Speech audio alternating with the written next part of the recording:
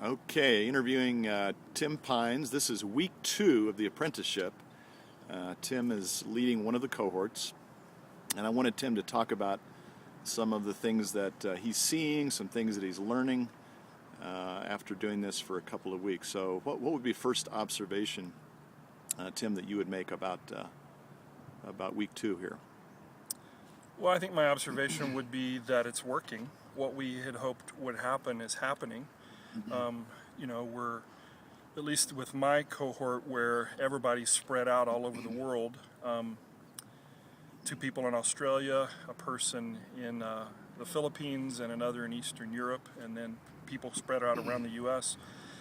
Our idea was that if we could connect online and through a forum, we're using a Ning forum, to be able to do that people could be in conversation with one another and could post what they're learning and then have other people reply to that, and so kind of to have a sort of threaded conversation. Yep.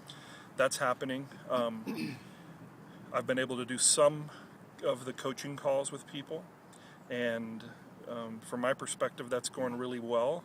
It adds the personal component that needs to be a part of it, the relational component. We need to be able to connect in person too, and not just have it be a kind of nameless, faceless, sort of impersonal discussion forum. So the Ning site is a good thing, but it's not enough by itself. Yeah, it's not enough by itself. You got to have personal connection, and obviously where people are in the same area regionally, they can get together on occasion, and that's the best scenario. But for where people are spread out, to be able to connect on the phone, and in this case it's 2 times a month for 30 minutes each time, and then a conference call for everybody who can be on the call for an hour, at least an hour once a month. Those things are going to help the cohort, the apprenticeship, have the relational component that I think it needs to have, or it really wouldn't be as effective. Coaching's sort of a new experience for some of these folks. We're differentiating between mentoring, which is a good thing, and coaching. Yeah. So talk a little bit about what you're seeing there in terms of the difference. Yeah, I think most of the time when people think of coaching, what they think of, what I first thought of was my high school coaches, and which is more about training. When we talk about coaching, we're talking more about a skill that's related to creating a space to help the person that's being coached to get clear about some issue or some goal that they have in their life. But it's not, in that moment, it's not really about training, it's not about teaching, it's not about mentoring. But for somebody who's never experienced coaching, sometimes they can come into those times and really want just, this is what I would want, just kind of tell me what I need to do. But coaching really isn't about solving the problem that way. Now that can still happen in another conversation around mentoring. Right. But coaching is more about, I'm going to ask questions and I'm going to help create a space where you can hear from the Spirit. So I haven't done pure coaching with everyone, and that's okay, because we're all in different places of kind of learning to be coached, as well as I'm learning to continue to coach them. But we've gotten a really good start with that, and I feel like for the people who've been able to do it so far, it's been helpful to them. And I think it's just gonna get better as they kind of know what to expect when they show up to the call. So without mentioning a name, can you can you tell a little quick story about someone that you've coached and kind of how that was beneficial to them? Well, there were a couple of conversations that were very similar, where the person who came to the call needed to have greater clarity about some dynamic, some issue. I have this thing that I want to move towards, but I don't know, something's stopping me, and there's all these dynamics, and I'm kind of stuck.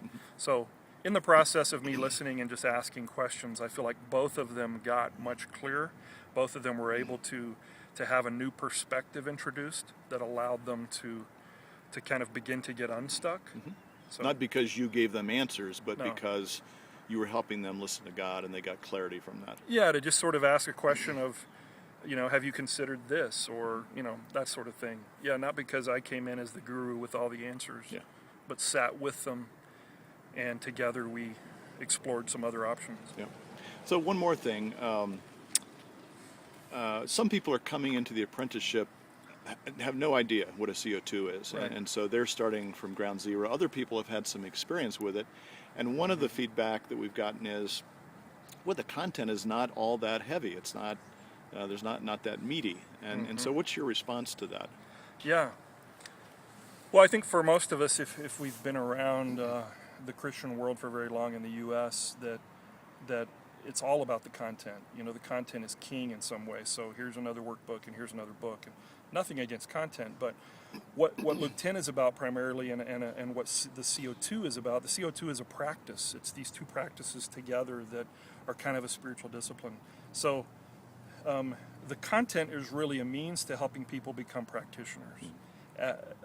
It's kind of like if you were to read a book about tennis, the book isn't, we're not necessarily wanting you to have the book be the thing that you get clearly. It gets you started. It gets you started, but at the end, it's about how well do you play tennis. Yeah. So the level one is to introduce these basic and foundational principles and practices. And at the end of the day, if what happens as a result of people being in this level one apprenticeship is that they become practitioners of CO2, if they're actually better able than they were when they started to hear the voice of the Spirit and be led and guided by the voice of the Spirit, then it's been successful. So the real learning comes as you practice, Right. more so than when you learn a few new ideas about things. Yeah, the content's important, but the content is just the means to the end of helping people become practitioners of CO2. Gotcha. And so if that happens, then we were successful. Very good. Thank you. We'll keep checking back with you on how the apprenticeship is going. Thanks. So, bye for now.